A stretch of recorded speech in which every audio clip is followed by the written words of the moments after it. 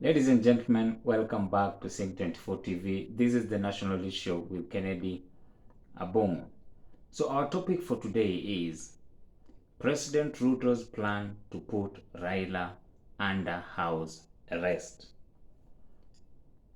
Generally, there is this rumor that there is a plan to put Right Honorable Raila Odinga under house arrest, and that plan appear to have been hatched, and discussions regarding how it can be executed are ongoing at a very, very high level. That is the rumor that is going around. So before we go deeper into that discussion as to why that may be a possibility, do kindly subscribe and click that notification bell so that you're notified whenever we post.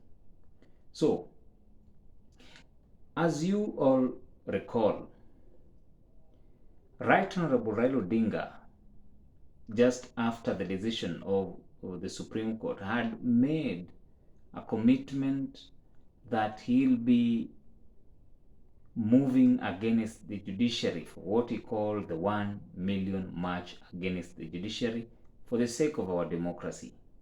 So Right Honorable Raila Odinga believed that his victory was stolen, and not only that, that it is important that we reclaim, or rather he pushes for the for the nation to reclaim its democratic ideals. To do that, he suggested that people should march against the judiciary.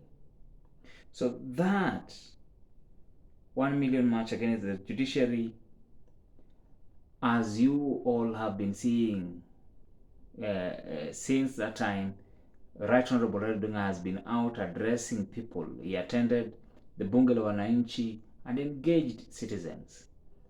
He also spoke on rallies, and these rallies, there are a lot of people. So he's laying the ground basically for this 1 million march. And I believe President Ruto has also noted that Right Honorable Raila Odinga is laying the ground for this 1 million march. So to counter this kind of approach or intention, President Ruto has also swung back to the campaign mode. He's also been addressing people in rallies, and actually now is worn the political armor or the campaign armor that he had before. So the rhetoric, the political rhetoric that is coming out from both leaders shows that we are yet to come out of the political wood. We are yet to come out from the forest of politics. Bad politics in a chacha, and it just started, because I told you that this politics has just begun. So I'm seeing a situation where Raila Odinga will be, preparing the ground for the 1 million march, which will eventually come to pass. And then President Ruto trying to counter this or his incursions against his administration, the incursions by Right Honorable Raila Odinga. So if you've been listening keenly about what he's been speaking about, he talks about the high cost of living. He talks about the prices of fuel. He talks about generally all that is suspects to be going bad with the administration. That is Right Honorable Raila Odinga. So these are intended to, whip emotions of the general public against the administration, with the intention that eventually they will have that much. So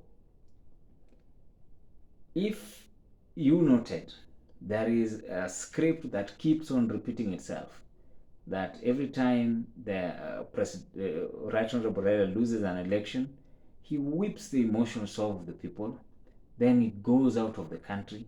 Then when he comes back, then everything that is planned are now set into motion officially.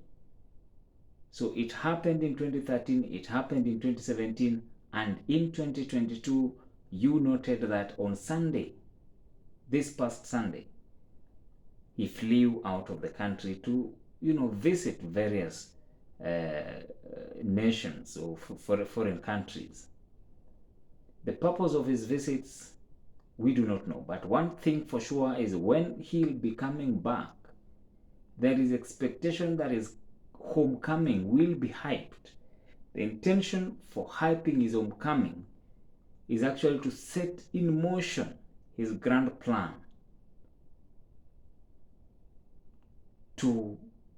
towards the 1 million march. So, to counter this move, which President Ruto does not want to come to fruition, because it will make Kenya ungovernable for him, President Ruto has had discussions with several people, because the earlier thought was that they could have Raila Odinga being given some of these roles or as a statesman so that he can conduct them on behalf of the nation the way they did to President Uhuru Kenyatta. But Raila is not budging. He wants to play the opposition role and wants to make the nation ungovernable for President Ruto. So having failed in that regard, President Ruto's confidence have now resorted to another option. And this option is to ensure that Raila Odinga is put under house arrest. So, the only issue is the constitutionality of such a move if they put Raila Odinga under house arrest. So how do they intend to ensure that this happens without offending the Constitution? Some have argued in that plan that they could rope in the judiciary, and that is why you find the administration is very friendly with the judiciary. So they want the judiciary to do their dirty work. So what is bad will be sanitized through the judicial process. So there is a possibility that the judiciary may stamp that move should it become necessary for Raila Odinga to be put under house arrest. So there is that possibility. So the reasoning would be that the arrest or the house arrest is necessary for the benefit or for the general good of the nation. So it could be argued